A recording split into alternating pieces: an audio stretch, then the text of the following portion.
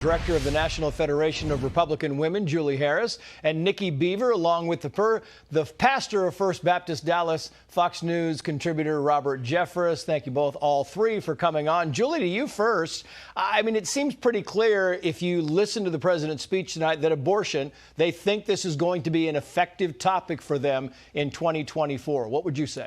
Well, Trace, I would say that they think that women are one-issue voters, and that's not the case. We care about things such as the economy, inflation, and border security. I am pleased to announce that the National Federation of Republican Women have enthusiastically endorsed President Trump. And our 60,000 members who volunteered 14 million hours in the last election are positioned to increase that number to vote for the candidate who will protect our country by securing our border and strengthening our economy. Yeah, listen, Pastor, I'm surprised that he actually in this speech went after the Supreme Court, but he did, and here it is. Many of you in this chamber and my predecessor are promising to pass a national ban on reproductive freedom.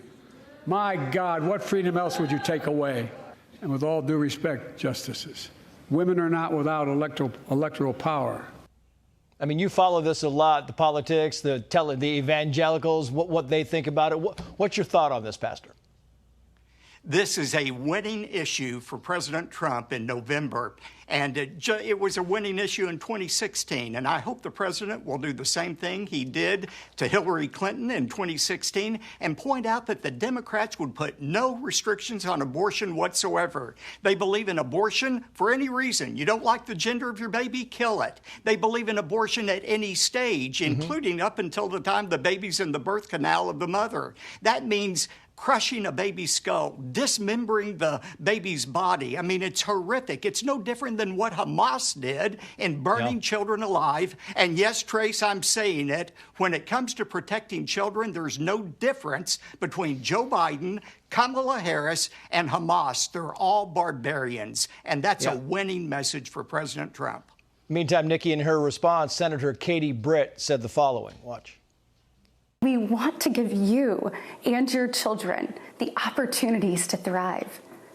And we want families to grow. It's why we strongly support continued nationwide access to in vitro fertilization. We want to help loving moms and dads bring precious life into this world. Yeah, I mean, she is kind of reinforcing the fact that IVF is on in Alabama. What do you think about that, Nikki? I think that's great, but I think the real issues in this election are going to be about border security, the economy, inflation, and then parental rights. We have to get President Trump back in the White House November 2024 and solidify our country, get it back, and make America great again. I'm interested, too, because you go and you talk about the issues and you go down the list and you know that they're going to go after this. In fact, you look at the Fox News polls. If we can put this up, Katie, this is the top issue in deciding for president. You see the economy is up there at 37%, immigration at 21%, abortion at 10%, and then it goes on down the list. And Julie, you kind of look at this list and you wonder why it is that there is so much emphasis on topic number 3. Well, it's because in order to talk about the economy and the border, they would have to discuss their failed policy. We are going to stay on task and on message at the National Federation of Republican Women. Nikki is correct. The issues that voters care about is the economy, it's the border. We're seeing that collide. We're seeing the economy and the border collide, and we're seeing that in the child tax credit that is about to expire. And there's a loophole in it, which has caused some Republicans to pause. But at the same time, there's no win. There's a victim either way you go, right? It's either the young families who don't get the child tax credit, or it's the economy of America if we give it with our crisis border.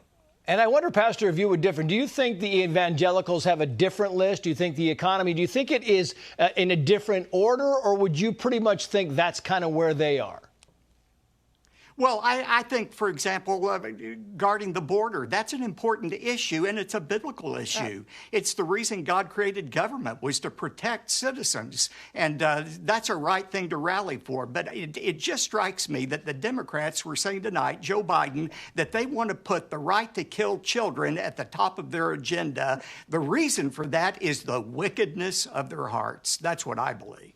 Yeah, and it's interesting, Nikki, because you look at what we talked to Sheriff Mark Lamb about earlier. You talk about this, and President Biden still will not admit any fault in what's happening with these 10 million people crossing the border. He knows he could fix it tomorrow. He has executive authority, and he keeps pointing fingers. Your final thoughts?